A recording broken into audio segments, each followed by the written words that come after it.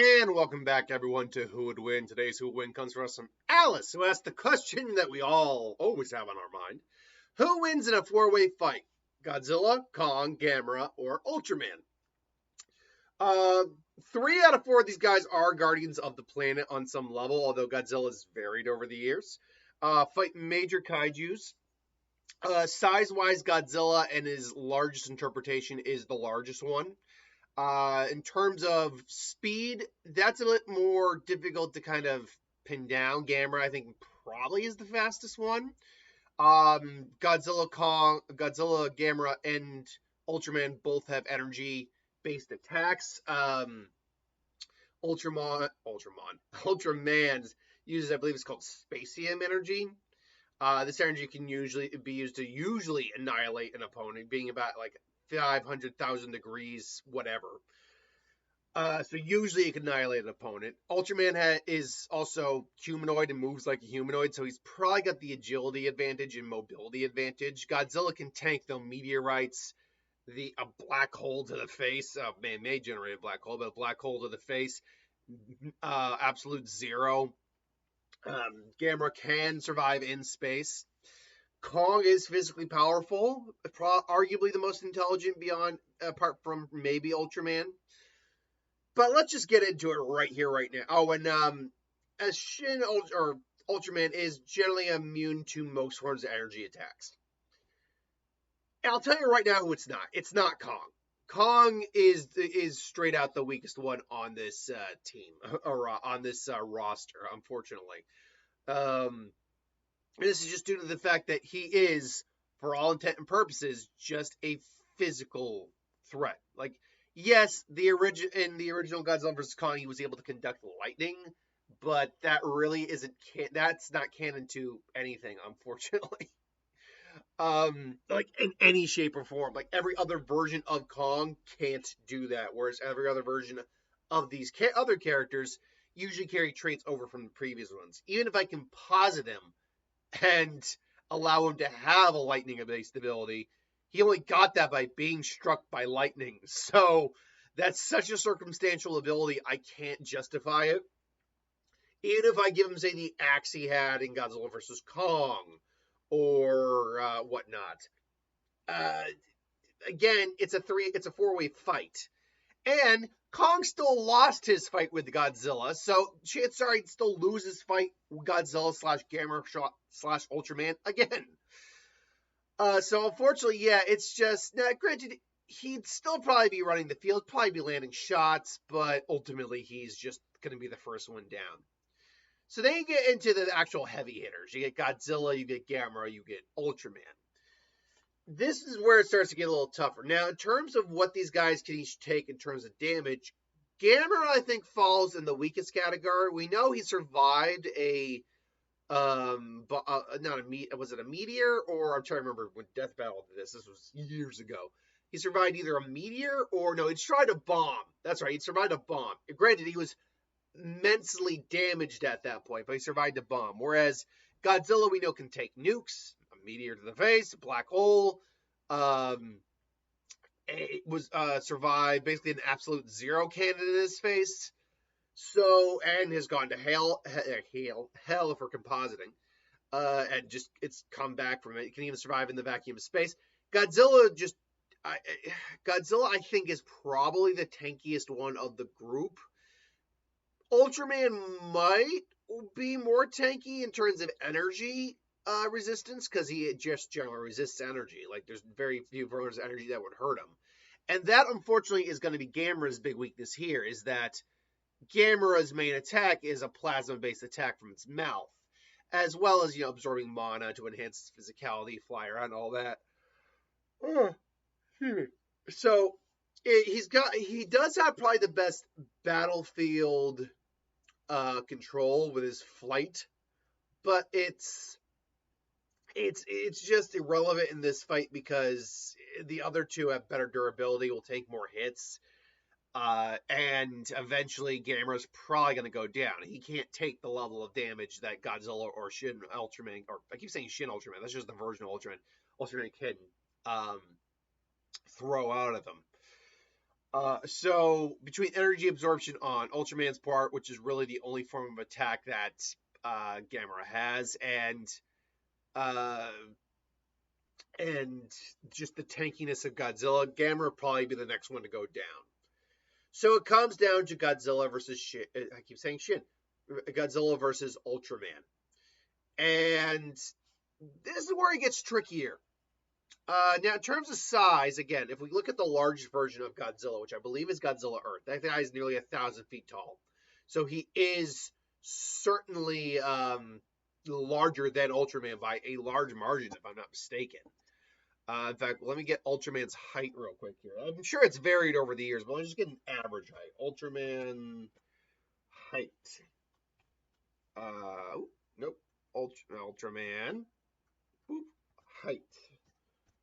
How tall is and then Ultraman starts at human size and he can grow. I know that. Height. Okay. Ultraman in the 1966 series is around 131 feet tall, which does actually mean that most versions of Godzilla are in fact larger than him, and some of them are larger than him by a very large margin. Let's see here. Let's see. Godzilla height. I know there's this whole infamous chart about the heights of Godzilla. I mean, in the MonsterVerse, he's almost 400 feet tall, which makes him over 3 times larger than him. In fact, it makes him exactly 3 times larger than him. He's 393 feet tall. And okay, the original is Showa. Okay, here we go. Showa era was 165 feet tall, still larger by a little bit. Heisei era was 222 feet tall. Later increased to 328 feet tall. Millennia era was 197. Final Wars 328. Shin is 389. The anime Goji, basically Godzilla Earth, is 984. MonsterVerse and Godzilla was also 984. MonsterVerse is basically around 393. So yeah, every version of Godzilla just outsizes and therefore outmuscles Ultraman. Even if I were to hypothetically average this all out, which I don't have a calculator on me at the moment, but I'll do my darndest for a real quick feat here. Let's see, that'd be 77, 1077, 1477. Let's see, Shin is that's 86, 1486, 1546, 1746, 146. Sorry, 5474, 2004, or 2000 and 2054.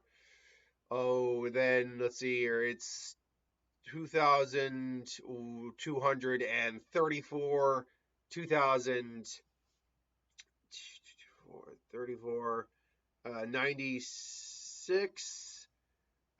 So yeah, 290. Yeah, 2496.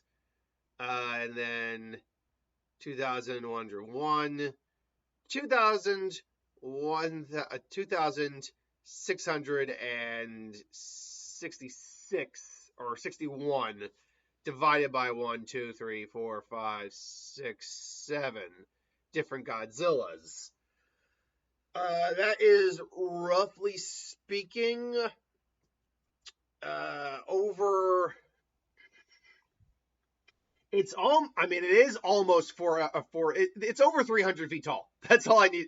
That's really all this breaks down to is it's over 300 feet tall. It's about 320 something feet tall, give or take. So that means that even on average, Godzilla is way larger and therefore way bulkier and way physically more powerful and can just throw its heft around compared to Ultraman. At least the original Showa era Ultraman, like the back in the 60s. Now, I'm sure there are other versions of Ultraman who also height varies, but on the whole, the varying height really kind of is irrelevant because I think Godzilla still is the larger of the two. So already, Ultraman's going to have a size issue against Godzilla. Godzilla, like we said, also can just tank pretty much. Like Ultraman can also tank nukes, yes, but so can Godzilla, and can take, frankly, more than that by a large margin. Like, I don't know how Ultraman would fare against a black hole. Can Ultraman survive a black hole? Let's find out. Like, I don't. I definitely don't see him surviving absolute zero. Like, there's nothing that says he could. He can. He can. He's immune to energy-based attacks, but that's a almost an anti-energy-based attack. Ultraman can Ultraman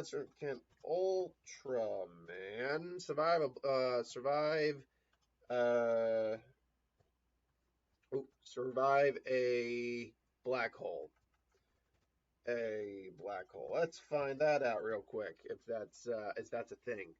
Can Ultraman survive a black hole? Yes, based on fan speculation, various Ultraman series portrayal, Ultraman can survive being trapped or thrown into a black hole. While black holes are extremely powerful, Ultraman are often depicted as having high durability and ability to withstand extreme conditions. Um, but he can be trapped in a black hole. Okay, so I mean, it does seem to think, like at least the base internet does seem to think that his durability can match a black hole. So both these guys can kind of survive the same things to a certain degree. I'm not sure about the absolute zero cannon though. That's something I'm not, because again, he's got energy resistance, but this is really more of an anti-energy thing. Now, that being said, for all the strength I'm saying Godzilla probably has over Ultraman, he doesn't have an answer for like a straight-on final attack because his radiation is just energy. His atomic breath should be negged by Ultraman, or at the very minimum, it would do very, very little damage. So, yeah, this gets tough because honestly, neither has an attack that's really gonna. I'll say this: Shins can still hurt Godzilla, whereas Godzilla's probably won't hurt Shins. But if it gets into a physical close range combat, Godzilla's going to have the edge 100% because even if we're just averaging him out, Shin is shorter than Godzilla by at least 100 feet tall. So Godzilla's at least double. So if like Shin's right here, Godzilla at minimum for averaging it out is like up there. So Shin is literally having to look up, and Godzilla can literally kick him around, just smash him around, all that. So this gets tough. And so even though he can hurt Godzilla with his attack, because Godzilla's got such a size advantage on him, it might not just be enough straight energy production to do anything to him. So this gets really tricky after a bit. It's also about their win ratio. How many? What's Ultraman's win ratio? Not that it really matters, but it helps. Like, has Ultraman lost? Man, there we go. Ultraman lost before. Not before. Yes, Ultraman has lost battles. Eventually, he was defeated by Gamera and nearly defeated by Zeton. He also faced a loss against Bella and Tardis later series. While some variations have always winning, Ultraman's legacy includes instances of defeat. Yeah, that's basically the same as Godzilla. Godzilla doesn't always win, but he generally does. So that balances out. Maybe his win ratio is a little better, but I guess it doesn't really matter that much. So ultimately, this gets really tricky. I'll say this because Ultraman is also, kind of like a hand-to-hand fighter. Maybe it would have to get close range eventually. And even though Ultraman can resist energy attacks, the radiation. I mean, Godzilla's atomic breath would still probably have enough force to like blow him back. And Godzilla is deceptively fast, so someone's gonna get pissed off at me no matter what answer I give. I'm gonna say I think it's gonna be Godzilla. He's got the sheer bulk and size advantage on Ultraman by a decent margin too. Ultraman, even though he does occasionally does fight guys larger than him, there's a huge size discrepancy here. And he's got the physical power advantage, and his sheer bulk combined with his durability means most of the attacks Ultraman's gonna be able to throw at him aren't really gonna be doing the kind of damage they normally would do. So yeah, I'm gonna lean towards Godzilla, but I can see this fight going either way. It would also, I guess, depend on the interpretation of Ultraman. I mean, Ultraman has techniques that just do massive amounts of damage, and can just annihilate most foes in like an instant. But Godzilla's not most foes in this case. Now, instead of Death Battle, I would probably be down for seeing, because they're both well of their era, same culture, uh, kind of similar type of character in some ways. Anyway, I digress. Thanks for watching. Hope you enjoyed. Like, comment, share, subscribe, and I'll see you next time.